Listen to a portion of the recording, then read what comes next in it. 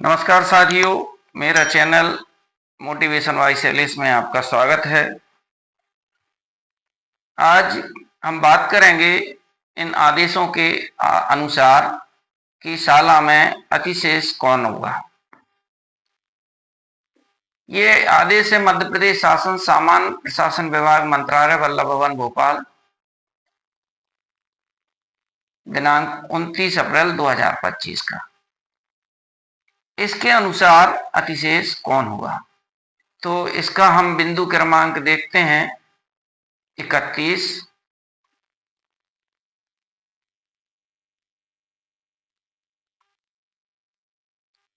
बिंदु 31 क्या कहता है?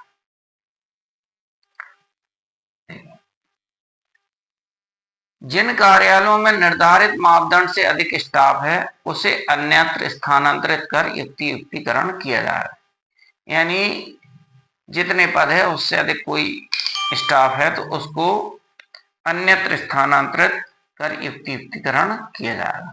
अब इसी का नीचे बिंदु दिया 32। तकनीकी शिक्षा एवं कौशल विकास विभाग द्वारा उच्च शिक्षा विभाग के जिन संस्थाओं विद्यालयों महाविद्यालयों में विषयवार निर्धारित संख्या से अधिक शिक्षक कार्यरत हों वहां से अतिशेष शिक्षकों को अन्यत्र पदस्थ किया जाए।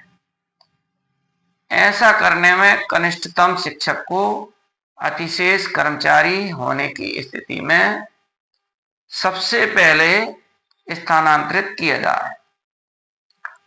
किंतु मानवीय दृष्टिकोण को ध्यान में रखते हुए महिला 40%, महिला हो 40% या उससे अधिक विकलांगता वाला हो, या ऐसे शिक्षक जिनकी सेवानिवृत्ति में 1 वर्ष से कम का समय है, उन्हें अतिशेष मानकर स्थानांतरित नहीं किया जाएगा। स्वीकृत पद से अधिक पदस्थापना किसी भी स्थिति में न की जावे। पदस्थापना के समय विषयवार रिक्ति का ध्यान रखा जाए एवं तदनुसारी पदस्थापना की जाए। तो इस आदेश के अनुसार जो विद्यालय में वरिष्ठ शिक्षक है उसको अतिशेष माना जाएगा। अब इसी से जुड़ा हुआ एक और आदेश देखते हैं हम आगे। इस वर्ष नई शिक्षा नीति का जो आदेश आया वो इसी पत्र के संदर्भ में है। ये पत्र है 8/9/2022। मध्य प्रदेश शासन स्कूल शिक्षा विभाग भोपाल का ये आदेश है। राज्य एवं जिला स्तर पर अधिकारी कर्मचारियों की स्थानांतरण नीति द्वारा इसी के संदर्भ में अब इस पत्र में क्या दिया है अतिशेष के विषय में हम देखते हैं।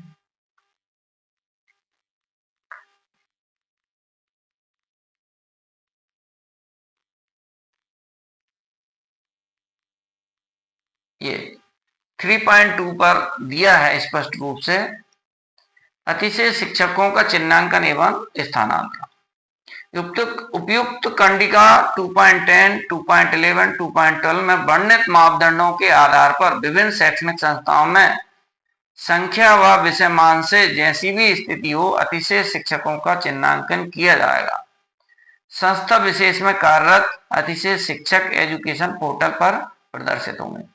चूंकि पूर्व में 60 छात्रों पर 2 शिक्षक थे, किंतु अब नए सेटअप के अनुसार अब 75 छात्रों पर 2 शिक्षक हैं।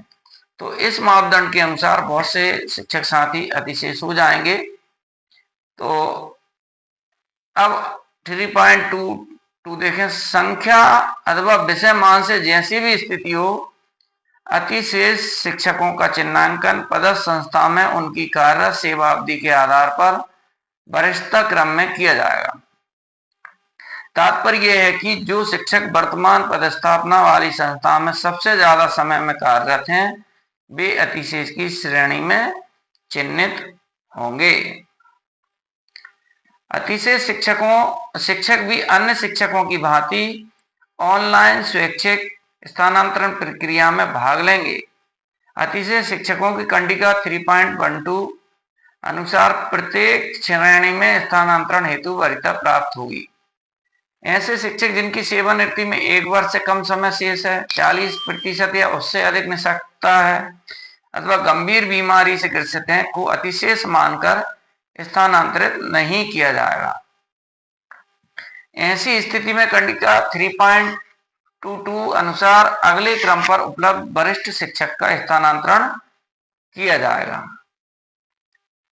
ऐसे अतिशेष शिक्षक जिनके द्वारा स्वैच्छिक स्थानांतरण प्रक्रिया में भाग नहीं लिया गया अथवा उनका स्वैच्छिक स्थानांतरण आवेदन वरीयता क्रम में न आने से असफल हो गया है, उनका प्रशासनिक स्थानांतरण शिक्षक विहीन अथवा शिक्षक की कमी वाली संस्था में किया जाएगा। अगर अतिशेष कोई शिक्षक आवेदन नहीं करता है या आवेदन निरस्त हो जाता है किन्हीं कारणों से, तो उनको प्रशासनिक स्तर से शाला विहीन संस्थाओं में उनका स्थानांतरण किया जाएगा।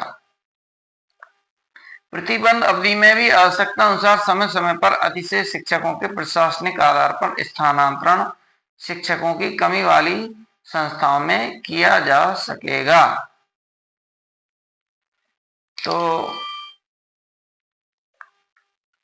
ये आदेश है, इसके अनुसार जो सीनियर शिक्षक है वो अतिशेष होगा। अब जो इस वर्ष इसी को संदर्भित करते हुए पत्र आया उसको और देख लेते हैं। ये जो नया आदेश है वो है मध्य प्रदेश शासन स्कूल शिक्षा विभाग का 3 मई का। राज्य एवं जिला स्तर पर अधिकारी कर्मचारियों की स्थानांतरण नीति वर्ष 2022, यानी जो 22 का जो आदेश अभी हम पूर्व में चर्चा कर रहे थे उसी के अनुसार ये पूरी प्रक्रिया होगी। इसमें ये साफ लिखा है कि ऐसे अतिशेष शिक्षक जिन्होंने स्वैच्छिक स्थानांतरण का विकल्प नहीं चुना अथवा जिन्हें विकल्प नहीं मिल सका उन्हें के प्रशासकीय स्थानांतरण होंगे 30 मई तक। और तो ये इससे स्पष्ट होता है कि जो सीनियर शिक्षक साथी हैं उनको अतिशेष मानकर उनका स्थानांतरण प्रशासकीय स्तर से किया जा सकेगा। तो साथियों, मेरी वीडियो आपको ये कैसी लगी कमेंट्स देकर जरूर बताएं, लाइक करें और शेयर करें ताकि अन्य शिक्षकों को इसका लाभ मिल सके। और साथियों, जिन्होंने अभी तक मेरे चैनल को सब्सक्राइब नहीं किया है वो सब्सक्राइब जरूर कर लें ताकि इसी तरह की जानकारी आप तक को मिलती रहे। धन्यवाद।